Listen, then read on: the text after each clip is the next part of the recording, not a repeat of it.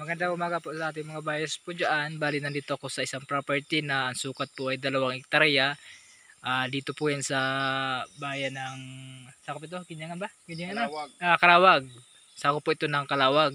Bali ito ay 2 hectares po ito. Buhay po yung nakapangalan sa titulo.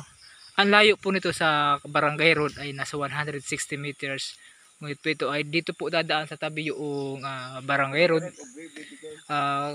Habang hindi pa po na ililipat yung Barangay Road, pwede po kayong magkaroon ng right of way. Pumapaig po yung dadaanan. Bali marami po itong mahugani na pwede nang putulin. Kasi tubig pakita mo. At ito po ay maganda po ito magawa ng resort kasi may buhay na tubig po dito. Kahit tag-init po, kahit gaano kainit, ay hindi po dito nawawala ng tubig. Bali dito po nangagaling yung tubig, yan. Hindi po nawawala ng tubig po yan.